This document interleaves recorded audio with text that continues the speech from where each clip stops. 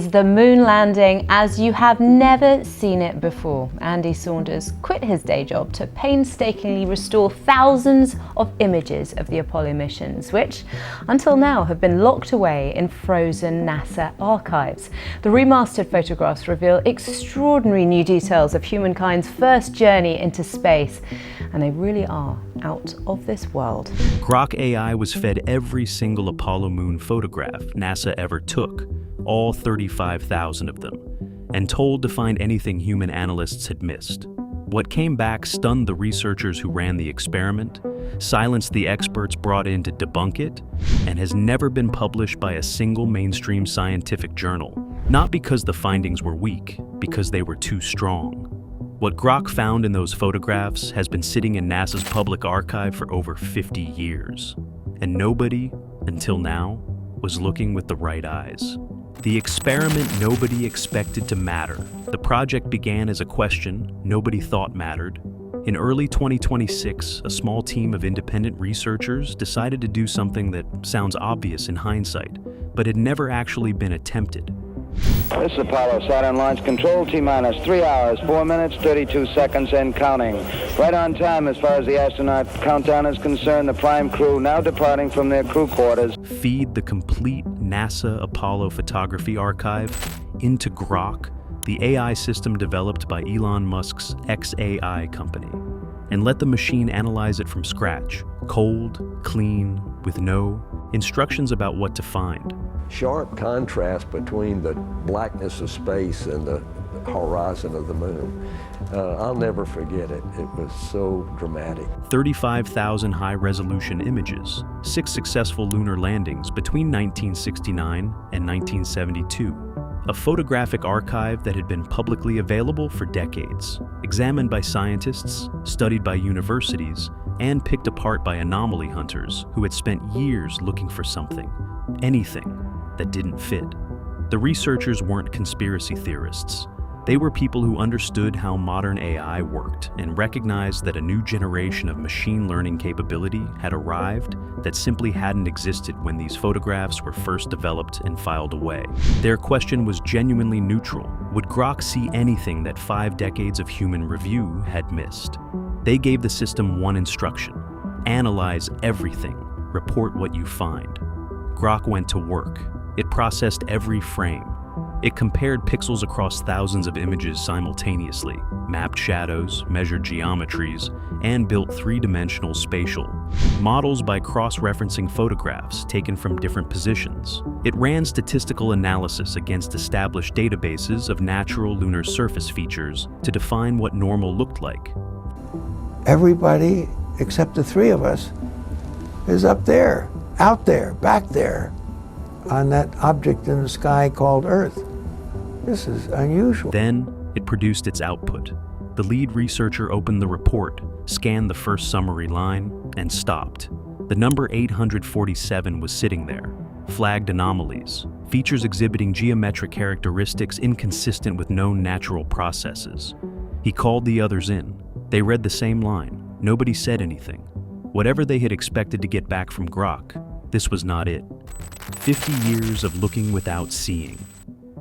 Before we get into what 847 actually means, you need to understand something about these photographs, because the scale of what was missed is the whole story. The Apollo missions didn't just visit the moon, they documented it obsessively. The 12 astronauts carried Hasselblad cameras loaded with specially engineered film designed for the lunar environment. No atmosphere, no light scatter, no forgiving diffusion. Every shadow was hard-edged, every surface feature captured at brutal precision. The archive was unlike any photographic record ever created of another world. NASA released all of it publicly. Scientists studied it. Universities built research programs around it. Anomaly hunting communities spent decades cataloging anything unusual. And they did find things. Strange shadows, unusual formations, objects that looked vaguely geometric at first glance. The scientific community's response was always the same: pareidolia. The human brain sees patterns in random noise. Clouds look like faces. Rock formations look like figures. Cognition, not evidence. That explanation held for decades, because it was usually right. But here's what the pareidolia defense couldn't account for. Grok isn't human. It doesn't see faces in clouds. It doesn't fatigue at image 4000. It has no prior expectation of what a normal moon photograph looks like, no professional reputation to protect, and no mental model of what's supposed to be there. It measures images, precisely, consistently, at scale, against a mathematical model of what natural geological processes actually produce. And when Grok measured the Apollo archive, it found something that human analysts, with all their experience, all their expertise, all their decades of looking, had somehow never flagged. The question that should be keeping you up at night isn't what Grok found. It's why nobody saw it first. What the AI found. The first pass flagged thousands of potential anomalies. Expected noise. Most dissolved immediately. Shadow distortions from uneven terrain. Lens artifacts from the Hasselblad cameras. Film processing irregularities. On April 11, 1970, Apollo 13 launched on the third planned lunar landing mission. Coverage of the launch brought a unique feature to television viewers: a close-up view of the launch live using a color television camera developed to travel to the moon. Stan Labar was the Westinghouse project director for the lunar television camera. Digitization compression artifacts. The team filtered them out. What remained was 847 features. 847 distinct features across the Apollo photography archive, spanning all 6 landing missions that Grok classified as exhibiting geometric characteristics inconsistent with known natural processes. Not vaguely unusual, not borderline. Mathematically inconsistent with any known geological formation. Mechanism on the lunar surface. The first category was what Grok called linear coherence patterns. In photographs from Apollo 11, 12, 14, 15, 16, and 17, every mission, every landing site, Grok identified linear features maintaining consistent geometric orientations relative to each other despite appearing in completely different locations, sometimes miles apart, not crater rays, not fault lines, subtle features, often partially obscured by dust, but holding the same angular relationships across the entire archive as if they shared a common origin. Grok ran the probability calculation on that occurring through natural geological processes. Less than 1 in 10 million. When human researchers looked at the flagged images, they couldn't see it at first. The features were that subtle. But once Grok's enhancements highlighted the relevant areas, the pattern locked in and would not let go. Linear elements holding parallel relationships across kilometers of lunar surface. Angular features repeating at consistent intervals. Geometric relationships that implied measurement rather than chance. The second category was anomalous reflectivity. Grok identified clusters of surface features with reflective signatures that differed from surrounding lunar regolith in ways compositional variation alone couldn't explain. Not metallic, not visually striking. Subtle differences in how specific areas interacted with sunlight, pointing to materials unlike anything in the standard lunar soil database. The clusters concentrated along specific orientations and avoided others in a pattern random distribution would not produce. The third category was the one that stopped the room. Grok classified these as structural shadows, cast by objects, with defined edges, regular shapes, and three-dimensional profiles that do not occur in nature. Right angles, consistent proportions, geometric properties the natural world doesn't make. Dozens flagged with high confidence ratings for non-natural origin, even after accounting for every limitation of two-dimensional photography. And secondly, when you looked up at the sky, could you actually see the stars and the solar corona in spite of the glare? We were never able to see stars from the lunar surface or on the daylight side of the moon by eye without looking through the optics. 847 features, 3 categories, every landing site. If you've ever wanted to understand why the scientific establishment has been so quiet about what AI can do with historical archives, this is exactly the kind of result they were afraid of. Hit subscribe right now before we go further, because what comes next is the part of Grok's analysis that the researchers who reviewed this data said they genuinely wish they could unsee. The findings in the next chapter are the ones nobody has been willing to publish. The experts who couldn't explain it. When the research team began sharing their findings with outside experts, every single one followed the same pattern. First, skepticism. Every credentialed scientist arrived with their guard up. They had seen moon anomaly claims before. Everyone had eventually collapsed. Then came curiosity. As the methodology was explained, blind processing, the statistical framework, multi-stage filtering, the skepticism softened. The approach was rigorous, nothing easy to attack. Then came something harder to name. As the experts examined the data, the ones who had expected to dismiss it found they couldn't. The features were real, the statistics were sound. Nobody could produce a clean geological explanation for what Grok had identified. Dr. Marcus Webb spent his career studying the moon. Planetary geologist, Apollo era. Lunar sample analysis, credentials that don't get more relevant. He agreed to review the findings privately, arrived openly dismissive. He had seen it all before. He hadn't seen this before. Webb sat with the data for several hours. He worked through Grok's methodology. He examined the flagged images. He ran his own mental models against the AI's statistical framework. When he finally spoke, it was not what anyone in the room expected. Webb said he had spent his entire career studying the moon and believed he understood what was there. Grok's data made him question that completely. He told the researchers he had been looking at the same photographs as everyone else for decades, and somehow had not been seeing what was actually in them. The other reviewers weren't any more comfortable. One image analysis specialist reviewed Grok's structural shadow classifications and said the features were consistent with what you'd expect to find if artificial structures existed on the lunar surface, partially concealed by millions of years of regolith accumulation, either very old or very deliberately subtle. He did not want to say that on the record. Nobody did. No reviewer could find a flaw in the methodology. No reviewer could explain the features through known processes. And no reviewer was willing to go public with what they had seen. Silence. The archive gaps. Nobody can explain. Here's something nobody tells you about the Apollo photograph archive. Not all of it is equally accessible, and the parts hardest to access are exactly the parts Grok flagged. Shrinking moon, it turns out, is not shrinking everywhere. Some places the moon is actually expanding by a little bit. NASA's Lunar Reconnaissance Orbiter has been photographing the moon continuously since 2009 at resolutions that make the Apollo cameras look like disposable film. Millions of images, extraordinary coverage, except certain regions, including several where Grok flagged the highest anomaly concentrations, have dramatically fewer publicly available high-resolution images than surrounding areas. The researchers mapped the low coverage zones. Then they mapped Grok's anomaly clusters. The overlap was not comfortable to look at. Could be orbital mechanics, could be mission priority decisions. Those are legitimate explanations. But the pattern was consistent enough that the team could not set it aside. What they found inside the Apollo archive itself was worse.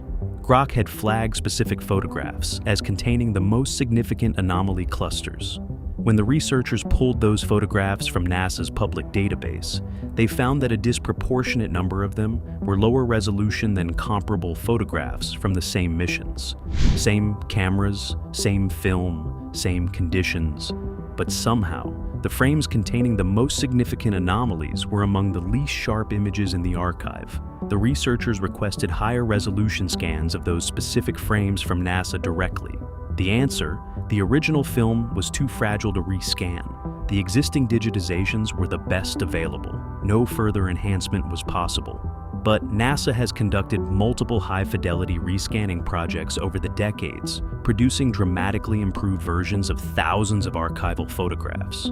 The claim that these specific frames, the ones Grok flagged, were somehow beyond that capability did not hold up. The researchers didn't call it a cover-up. What they described was institutional risk aversion. Scientists inside NASA's funding structure with no incentive to publish findings they couldn't explain. The culture filtered out anomalous data through accumulated individual decisions to set aside what didn't fit. But Grok's linear coherence patterns span all 6 Apollo landing sites. Any careful analyst would have seen them. Overlooking patterns that consistent would not be an accident. It would be a choice. And those FOIA memos, internal NASA documents from the Apollo era, referenced photographic anomalies requiring further analysis before public discussion. They did not say which anomalies. NASA declined to clarify. Someone inside the agency 50 years ago looked at these photographs and decided the public wasn't ready for the conversation. The Apollo 15 photographs that changed everything of all the anomaly clusters. Grok identified in the Apollo archive the one that most completely silenced the researchers who saw it came from Apollo 15. Apollo 15 landed in the Hadley Apennine region in July 1971. Commander David Scott and lunar module pilot James Irwin spent over 18 hours on the lunar surface across 3 moonwalks, more ground covered than any mission before them. Their photographs included some of the most detailed imagery in the entire Apollo program, particularly along Hadley Reel, a massive ancient lava channel cutting for miles through the lunar terrain below the Apennine mountain range. That's where Grok found it. In the Hadley Reel photographs, the AI identified a series of features it classified with the designation architectural geometry, a classification it reserved for only the highest confidence anomalies in the entire dataset. Long ago, I learned that all engineering is a matter of designing machines to solve problems. Right angles, parallel lines. Proportional relationships that Grok calculated had less than 1 in 50 million. Probability of natural occurrence, 1 in 50 million. The features appeared partially buried, consistent with structures accumulating regolith over millions of years. Their orientations aligned with each other in ways that implied deliberate placement. Their positions along the rim and interior walls of Hadley Reel corresponded to locations offering significant advantages for observation or shelter. The kind of positioning archaeologists on Earth would recognize immediately as intentional. When the researchers applied modern image processing to those frames, the features sharpened. Irregular shadows resolved into geometric shapes with hard edges.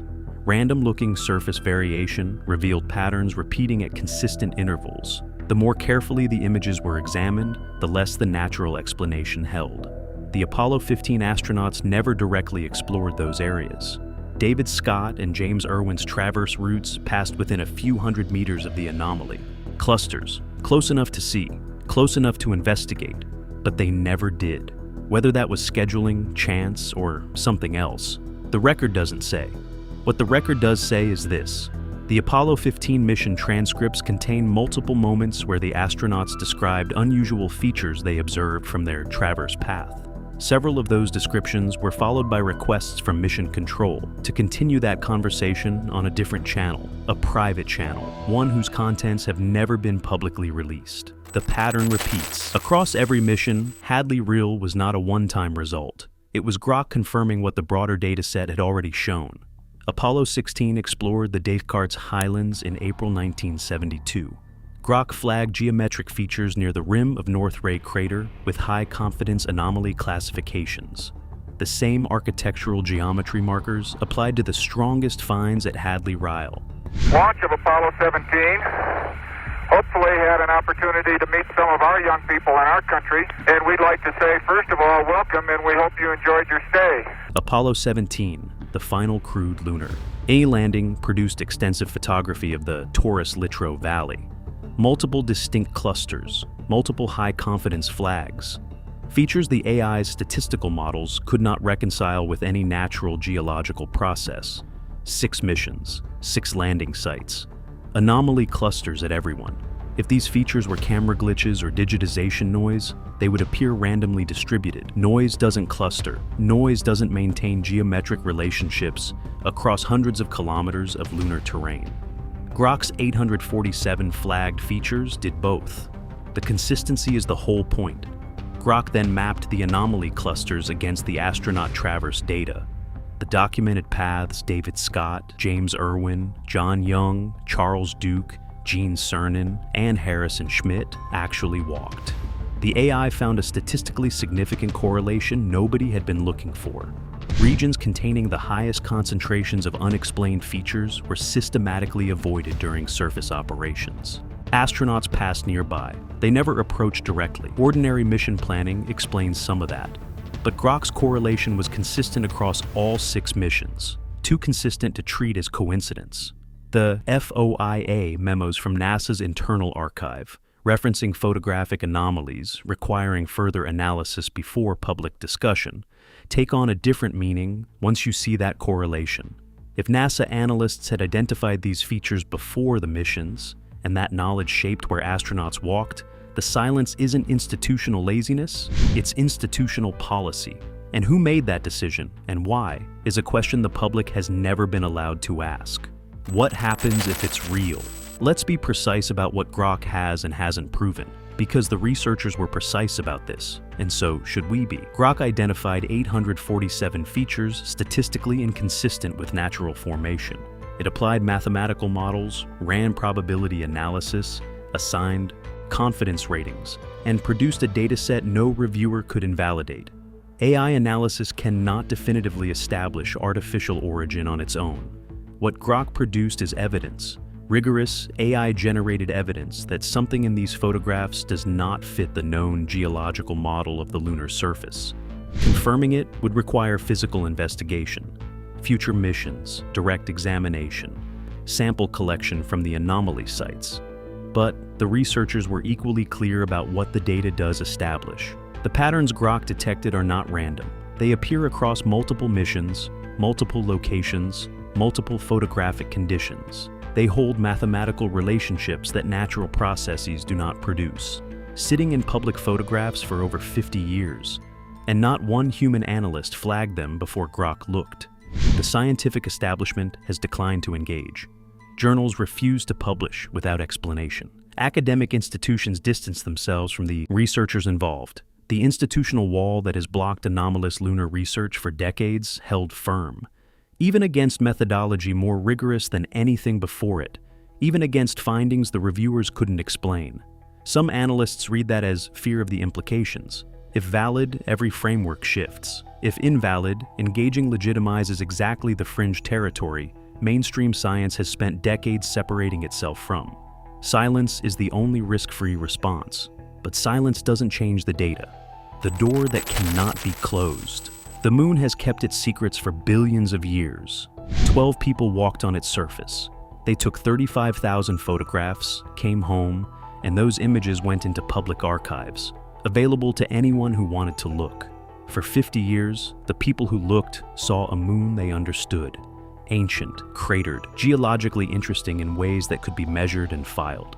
Grok looked at the same photographs and came back with 847 things that don't fit. Linear coherence patterns across 6 landing sites at a probability of natural occurrence below 1 in 10 million. Structural shadows cast by objects inconsistent with any known geological formation. Reflectivity anomalies concentrated along specific orientations that random distribution cannot produce. Architectural geometry in the Hadley-Riley photographs rated at less than 1 in 50 million probability of natural origin. And the frames containing the most significant anomalies are the lowest resolution images in the archive. Those photographs exist. They are public. Grok has already seen them. The 847 features are documented, cataloged, and cannot be unflagged.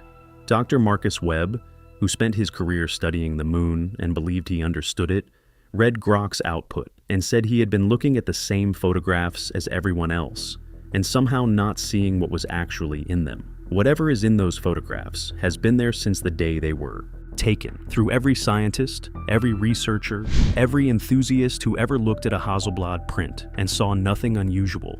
Grok saw it because Grok measured it. And now that it has been measured, it cannot be unmeasured. The Apollo 15 mission transcripts contain astronaut conversations that were redirected to a channel that has never been released. Those conversations happened in July 1971, within a few hundred meters of features that Grok would later classify with the highest non-natural confidence rating in the entire 35,000 image archive. Whatever David Scott and James Irwin were describing in those moments, whatever mission control heard that made them redirect the channel, is still sitting in a classified record somewhere.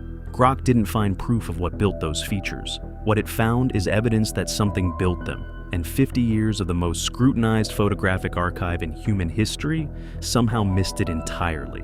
That is what changes. Everything. The Apollo 15 transcript channels were never released to the public, but there is a video on your screen right now that goes into what the astronauts were actually describing from that traverse, and what Mission Control's response tells us about what NASA knew and when. If you want to keep pulling on this thread, that is the next video.